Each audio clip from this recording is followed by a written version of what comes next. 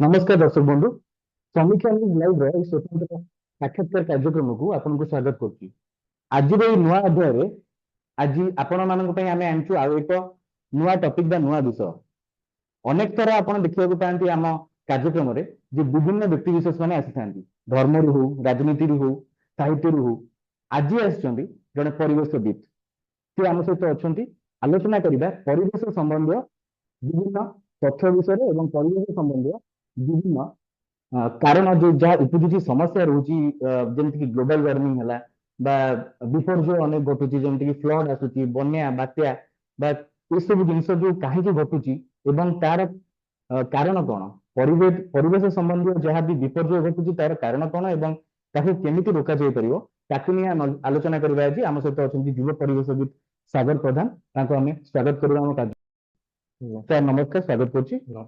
तो सर आम बेसिक आरंभ करिबा हम बेसिक क्वेश्चन को आज कार्यक्रम जे क्लाइमेट चेंज कौन परिवर्तन जो रोची पागर परिवर्तन बा जलवायु परिवर्तन काहे की हुए देखो क्लाइमेट चेंज होची आजिका दिनर सबुठ बड़ समस्या। फास्ट मु कहबी क्लाइमेट चेंज काहे की होची जो कहले क्वेश्चन क्लाइमेट चेंज एथि पे होची आपण छोट बळे हमरो पढा होतिला जे सबुज गृह प्रभाव बा green house effect green house तो सेथरे कोन हुए ना पृथ्वीर तापमात्रा विभिन्न कारणरू आमे जो कंक्रीट जंगल सृष्टि कर सारछे जो हमरो देश आम पृथ्वी रे थिबा गछर संख्या कमी गला जहा फल रे आउ आपनकर विभिन्न जानवाहन बढ़ुची ता द्वारा कार्बन एमिशन होची अंगारकाम्ल बा अन्यान्य जो ग्रीन हाउस गैस सेटा बढ़िया फल रे जोडा हमरो पृथ्वीर टेम्परेचर टा बढ़ुची आगे जहा द्वारा हमरो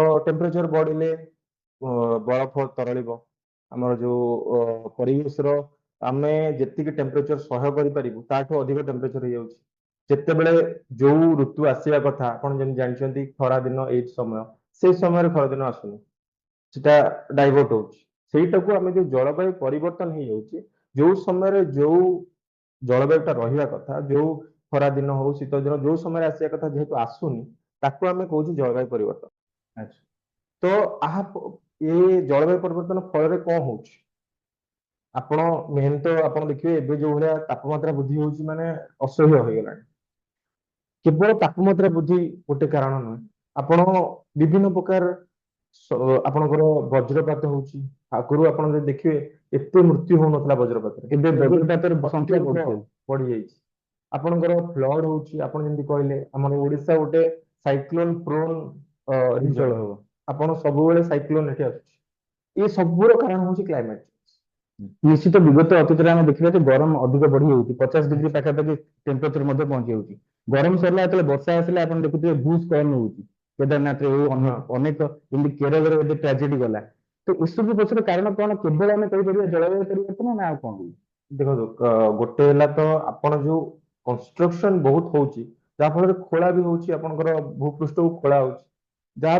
फल कि गोटे डिसबैलेंस तैयारी होउची आपण जदि बारंबार खोलिबे बा कंस्ट्रक्शन आपनकर जेते कंस्ट्रक्शन हो ता फल हेवी हेवी मशीनरी जाउची बहुत बड़ बड़ बिल्डिंग तैयारी होउची जा फल सेंटर ऑफ मास गोटे अछि जोटा चेंज होउची बार बार आपनकर पृथ्वीर विभिन्न जिनस आपनकर नेचुरल जिनस जोड़ा थला ताको नष्ट करा होउची आपन जंगल जो गछ गुडा माटी को धरिकी रखुतला गछ कमिया फल रे से जिनस भी कमुची मैनग्रोव फॉरेस्ट कमुची तो नदीर जो सीमा लंघुची नदी कारण आम जो हेन्ताଳ वन कमिगला माने नदी भी सीमा लंघिब तो विभिन्न कारण अछि एटा खाली गोटे ए सब होची क्लाइमेट चेंज गोटे part of climate change but एगुडा सब होला कारण जहा फल रे आमे एबे देखंतु हमर जेतिकी जानवाहन दरकार ताठू अधिक घरे घरे 2-3टा लेखा गाड़ी जहा फल से माने एमिशन करछन माने ओवर कंजप्शन आरंभ ओवर कंजप्शन होउची आपण देखिबे जदी गोटे साधारण जिंस मोबाइल टे आगुरु कां भां रहउतला माने मोबाइल फोन घरे गोटे किंबा 2-3टा घरे रे भी गोटे जे को लोक पडिसार मोबाइल यूज करतले तो किसी गोटे इंपोर्टेंट कॉल पई कि एबे घरे घरे 5टा 7टा विभिन्न प्रकार इलेक्ट्रॉनिक डिवाइस सब तो रेडिएशन होउची से रेडिएशन फल रे आमे तो जहा क्षति सहउचु विभिन्न जीव जंतु क्षति सहउचंती जहा फल रे तांकर जो अछि इकोसिस्टम ସେଇଟା ଡିଷ୍ଟର୍ବ ହଉଛି, ଇକୋସିଷ୍ଟମ ଡିଷ୍ଟର୍ବ ମାନେ ସବୁ ଉପରେ ଇମ୍ପାକ୍ଟ ପଡିବ। ସବୁ ଉପରେ ଇମ୍ପାକ୍ଟ ପଡିବ। ତେବେ ଆପଣ କହୁଛନ୍ତି ଯେ ମାନେ ଯୋଉ ଡିଫରେଷ୍ଟେସନ ଯୋଉ ହଉଛି ଜଙ୍ଗଲ କଟା ବା କାରଖାନା ତିଆରି ହେବା ଏସବୁ ପାଇଁ ଜଳବାୟୁ ପରିବର୍ତ୍ତନ ଏହାର ମୁଖ୍ୟ କାରଣ ହଉଛି ଅଟେ ଜଳବାୟୁ ପରିବର୍ତ୍ତନ ଏଇଥିପାଇଁ ହିଁ ହଉଛି। ହଉଛି। ତେବେ ପରବର୍ତ୍ତୀ ପ୍ରଶ୍ନକୁ ଆସିବା, ଯେମିତିକି ଆମେ ଦେଖିଛୁ କି ଗ୍ଲୋବାଲ ୱାର୍ମିଂ ଯୋଉଟା ହଉଛି, ଗ୍ଲୋବାଲ ୱାର୍ମିଂ କନସେପ୍ଟଟା ବହୁତ ଲୋକ ବୁଝିପାରନ୍ତିନି ଯେ ଜଳବାୟୁ ପରିବର୍ତ୍ତନ ଆଉ ଗ୍ଲୋବାଲ ୱାର୍ମିଂ କଣ? ଦେଖନ୍ତୁ ଜଳବାୟୁ ପରିବର୍ତ୍ତନ ଫଳରେ ଯୋଉ ଗ୍ଲୋବାଲି ଆମ ଆର୍ଥର ଟେମ୍ପରେଚରଟା ରାଇଜ ହଉଛି, ହୁଁ ଯାହାକି ବର୍ତ୍ତମାନ 1 ଡିଗ୍ରୀ ଅଲରେଡି ରାଇଜ ହେଇଗଲାଣି, ଯୋଉଟା ଷ୍ଟାଣ୍ଡାର୍ଡ ଟେମ୍ପରେଚର ତାଠୁ 1 ଡିଗ୍ରୀ ଅଧିକ ହେଇଗଲାଣି। ଯୋଉ ଜାଗାରେ ଯାହା ଷ୍ଟାଣ୍ଡାର୍ଡ ରହିବା କଥା, ମାନେ ଆପଣ ଯଦି ଆମ ଓଡିଶାର ପ୍ରସ୍ପେକ୍ଟରେ ଦେଖିବେ, ଓଡିଶା ଯେତିକି ଟେମ୍ପରେଚର ହାଇ ଯାଉଥିଲା ତାଠୁ ବହୁତ ହାଇ ଗଲାଣି। ହୁଁ ୟୁରୋପରେ ସେମାନେ କମ ଟେମ୍ପରେଚର ତାଙ୍କର ସେଠି, ସେମାନେ 23 ଡିଗ୍ରୀ 24 ଡିଗ୍ରୀ ତାଙ୍କ ପାଇଁ ବହୁତ, ନିଶ୍ଚୟ ସେମାନଙ୍କର ଆହୁରି ଟେମ୍ପରେଚର ହାଇ ଯାଉଛି, ଯୋଉଟା ସେମାନେ ସହିବା ବି କଷ୍ଟ ହେଇଯାଉଛି। ନିଶ୍ଚୟ ତ ଗୋଟେ ଗ୍ଲୋବାଲି ଗୋଟେ ୱାର୍ମ ମାନେ ଆଟମୋସ୍ଫିୟର ତିଆରି ହଉଛି, ଯୋଉଟା ଗରମ ହେଇଯାଉଛି ପୃଥିବୀ ଯୋଉଟା କହୁଛନ୍ତି, ସେଇ ଗୋଟାକୁ ହିଁ ଆମେ ଗ୍ଲୋବାଲ ୱାର୍ମିଂ କହୁଛୁ, ଗ୍ଲୋବାଲ ୱାର୍ମିଂ। ତେବେ ହଁ, ତ ଆପଣ ଯେମିତି କହିଲେ କି ସଚେତନତା ଲେଭେଲ ବହୁତ ମାନେ ଷ୍ଟାର୍ଟ ହଉଛି, ଯେମିତି ଆୱାରନେସ ବଢୁଛି, ଗ୍ଲୋବାଲ ୱାର୍ମିଂକୁ ନେଇକି ଅନେକ ସଂସ୍ଥା ମାନେ ଅନେକ ଆୱେର କରୁଛନ୍ତି ଲୋକଙ୍କୁ, ଅନେକ ଜାତୀୟ ଅନ୍ତର୍ଜାତୀୟ ସଂସ୍ଥା ମାନେ ଏକୁ ନେଇକି କାମ କରୁଛନ୍ତି ବା ଆୱାରନେସ କ୍ରିଏଟ କରୁଛନ୍ତି ଲୋକମାନଙ୍କ ଭିତରେ, ତାର କେତେ ଇଫେକ୍ଟିଭ ରହୁଛି?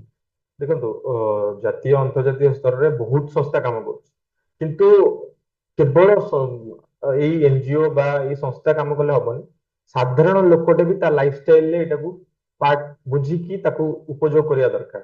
ଆଉ ଗୋଟେ କଥା ହଉଛି, ଏଇ ଯୋଉ ସଂସ୍ଥା ମାନେ କାମ କରୁଛନ୍ତି, ମେନଲି ଆପଣ ଯଦି ଦେଖିବେ ଅଧିକାଂଶ ସଂସ୍ଥା କେବଳ ପ୍ଲାଣ୍ଟେସନ ଉପରେ ଫୋକସ କରୁଛନ୍ତି, ଯେ କେବଳ ଆମେ ଗଛ ଲଗେଇବା, ଆଉ ଗଛ ଲଗେଇକି ସେ ଗଛକୁ ବଢେଇକି କେମିତି ବଡ କରାଯିବ, ସେ ଗଛ ବଞ୍ଚିବ କେମିତି, ଯଦି 50ଟା ଗଛ ଲଗା ହେଲା 40ଟା କି 45ଟା ଗଛ ବଞ୍ଚିବ ଆଉ ବଢିବ, ଏ ଦିଗରେ ଧ୍ୟାନ କମ ଦିଆହଉଛି। ହଁ ହଁ ଆଉ ମେଜରଲି ଗୋଟେ ବଡ ପ୍ରୋବ୍ଲେମ ହଉଛି କଣ ନା, କେବଳ ଗଛ ଲଗେଇଲେ ହବନି, ଆମର ଯୋଉଟା ଇକୋସିଷ୍ଟମ ଅଛି, ଯୋଉଟା ଇକୋସିଷ୍ଟମ ଭିତରେ ଯେମିତି ପଣ୍ଡ ହେଲା, ଆପଣଙ୍କର ଗାଁ ଗାଁ ସହର ସବୁଆଡେ ଗଡିଆ ଥିଲା, ପୋଖରୀ ଯୋଉଟା କହୁଛନ୍ତି, ସେ ପୋଖରୀ ଏବେ ଧୀରେ ଧୀରେ ଲୋପ ପାଇବାରେ ଲାଗିଛି, ସେ ପୋଖରୀକୁ ବଞ୍ଚେଇବାକୁ ପଡିବ। ଯେମିତିକି ଆମେ ଯୋଉ ସଚେତନତାକୁ କେମିତି ବ୍ୟାପକ କରିପାରିବା, ଆପଣଙ୍କର କଣ, ଜଣେ ପରିବେଶବିତ ହିସାବରେ ଆପଣ ଜଣେ ପରିବେଶବିତ, ଆପଣ ଜାଣିଛନ୍ତି କଣ କରିବାକୁ ପଡିବ କଣ ନାହିଁ, ସାଧାରଣ ଲୋକ ଜାଣନ୍ତି ନାହିଁ, ସେମାନେ ତାଙ୍କ ଦ୍ଵାରା କେମିତି ଆମେ ଆୱାରନେସ କ୍ରିଏଟ କରିପାରିବା, ସରକାର କେମିତି ସହଯୋଗ କରିପାରିବେ? ଦେଖନ୍ତୁ ପରିବେଶବିତ ଆକ୍ଚୁଆଲି ସମସ୍ତେ ହବା ଦରକାର, ପରିବେଶବିତ ବୋଲି ସେମିତି କିଛି ନାହିଁ। ମୁଁ ଯେମିତି କିଛି ପରିବେଶ ପାଇଁ କଣ୍ଟ୍ରିବ୍ୟୁଟ କରିପାରୁଛି ବା ଇଚ୍ଛା ରଖୁଛି କରିବି ବୋଲି, ସେମିତି ସମସ୍ତେ କରିବା ଦରକାର, ସମସ୍ତେ ଗୋଟେ ଗୋଟେ ପରିବେଶବିତ ହବା ଦରକାର, ଯେ ପରିବେଶ ଆମର ଫ୍ରିରେ ଆମେ ସବୁ ପାଉଛୁ ଏ ପରିବେଶଠାରୁ, ତେଣୁ ଆମକୁ ଏ ପରିବେଶର କେୟାର ନବାକୁ ହିଁ ପଡିବ। ନିଶ୍ଚିତ ତ ଯୋଉ କହିଲେ ଆୱାରନେସ କେମିତି ହବ, ଆୱାରନେସ ପାଇଁ ସରକାର ବି ବହୁତ ଜିନିଷ କରୁଛନ୍ତି, ଆହୁରି ବି ବହୁତ କରିବା ଦରକାର।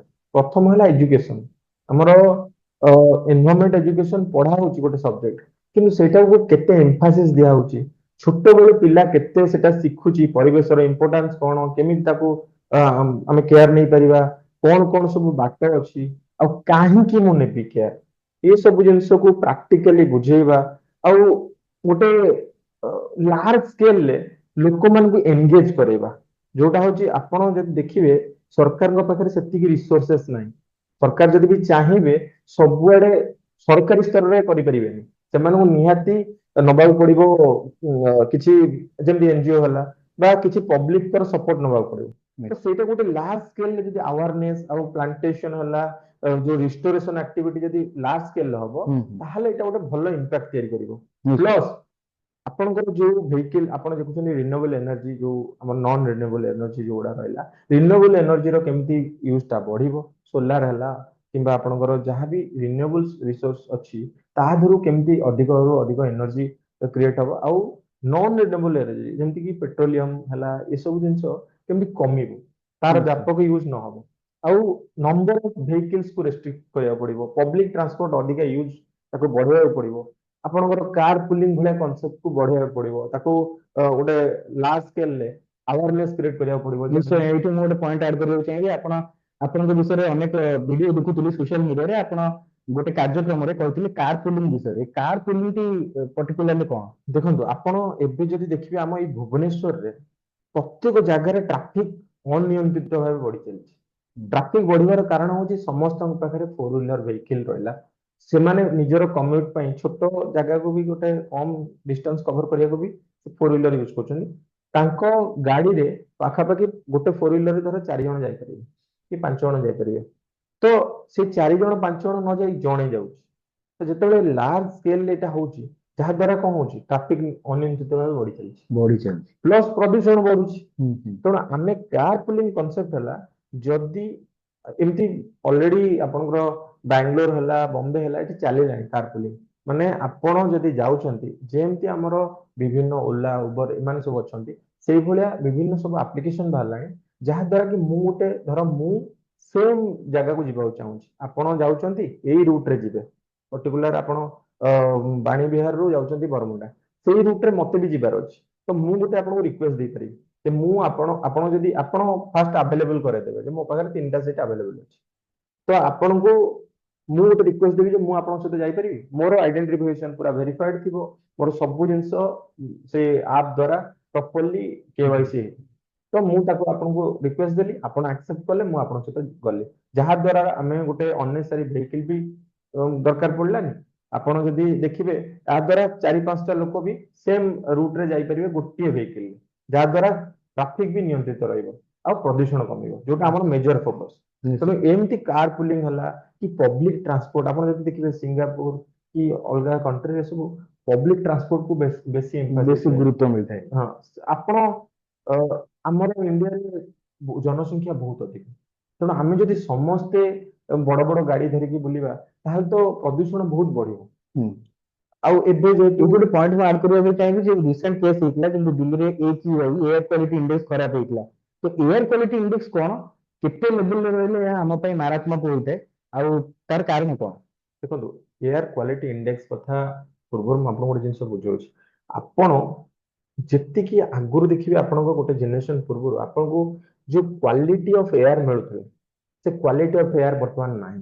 କାହିଁକି ନା ସବୁଆଡେ ପ୍ରଦୂଷଣ ଏତେ ବ୍ୟାପକ ହେଇଯାଇଛି ଯେ ଇଣ୍ଡଷ୍ଟ୍ରିଆଲାଇଜେସନ ହଉ ବା ଆପଣଙ୍କର ଗଛର ସଂଖ୍ୟା କମିବା ଦ୍ୱାରା ହଉ ବା ଭେହିକିଲର ସଂଖ୍ୟା ବଢିବା ଦ୍ୱାରା, ହଁ। ତ ଆମର ଯୋଉ ଏୟାର ର କ୍ୱାଲିଟି ମିଳୁଛି, ଆମକୁ ଯୋଉ କ୍ୱାଲିଟି ଅଫ ଏୟାର ଦରକାର, ଯାହା ଫଳରେ କି ଆମେ ପ୍ରପର ଆମର ଫଙ୍କସନ କରିବ ବଡି, ଆମର ଲଙ୍ଗସ ଠିକ ସେ କାମ କରିବ, ସେଇଟା ମିଳୁନି। ତେଣୁ ପ୍ରଥମ କଥା ହଉଛି ଆମକୁ ଦେଖିବାକୁ ପଡିବ ଯେ ଆମ ଲାଇଫଷ୍ଟାଇଲ କେତେ ଡିସିପ୍ଲିନ ହବ, ଏଇଟା ଆମ ଦାୟିତ୍ୱ। ଆମ ପରିବେଶ କେମିତି ଭଲରେ ରହିବ, ସେଟା ଆମର ଦାୟିତ୍ୱ। ଆଉ ଗଭର୍ଣ୍ଣମେଣ୍ଟକୁ ବି କିଛି ଷ୍ଟେପ୍ସ ନେବାକୁ ପଡିବ, ଯୋଉଟା କି ଯେହେତୁ ଲୋକ ଯଦି ନ ମାନିବେ, ତାଙ୍କୁ କେମିତି ଏନଫୋର୍ସ କରାହବ କିଛି କିଛି ଜିନିଷରେ। କାହିଁକିନା ଲୋକ କାଜୁଆଲି ନେଇଯାଉଛନ୍ତି, ପ୍ରୋବ୍ଲେମ ଫେସ୍ କଲେ ଯାଇକି, ଯେମିତି କହିଲେ ଆପଣ ବଜ୍ରପାତ କଥା, ଏବେ ଆପଣ ବହୁତ ଲୋକ ଏଥିରେ ଜୀବନ ହରଉଛନ୍ତି। ଏବେ ଗଭର୍ଣ୍ଣମେଣ୍ଟ ଷ୍ଟେପ ନେଲେ ଯେ ପାମ୍ ଟ୍ରି ଆଉ କେହି କାଟି ପାରିବେନି, ତାଳ ଗଛ।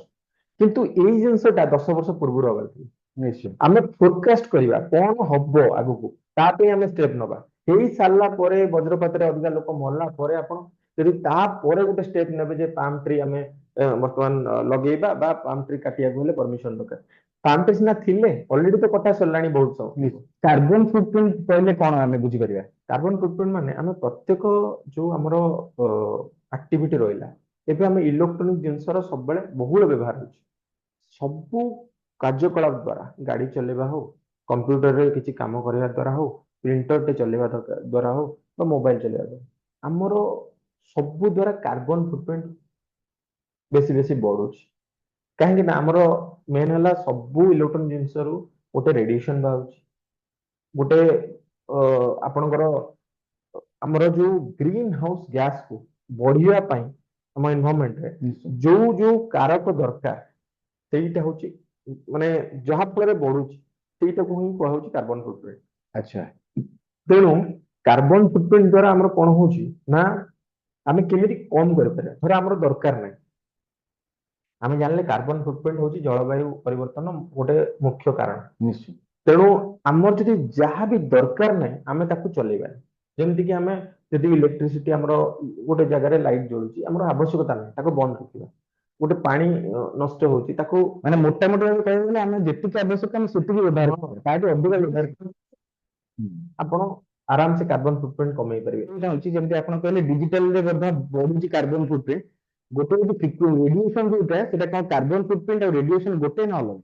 ନା ନା କାର୍ବନ ଫୁଟପ୍ରିଣ୍ଟ ହଉଛି କାରକ ଯୋଉଟା ବଢିବାର ଆଚ୍ଛା କାର୍ବନ ବା ଯୋଉ ଆମର ଗ୍ରୀନ ହାଉସ ଗ୍ୟାସେସ୍ ଗୁଡା ବଢିବାର କାରଣ ଏଇ ସବୁ ରେଡିଏସନ ବିଭିନ୍ନ ମାନେ ଇକୋସିଷ୍ଟମ ରେ ଯୋଉ ଇନିକ୍ୱାଲିଟି ତିଆରି ହଉଛି ବା ଯୋଉ ଡିଷ୍ଟରବାନ୍ସ ତିଆରି ହଉଛି ଯାହା ଫଳରେ କି କାର୍ବନ ଫୁଟପ୍ରିଣ୍ଟ ବଢୁଛି ବଢୁଛି।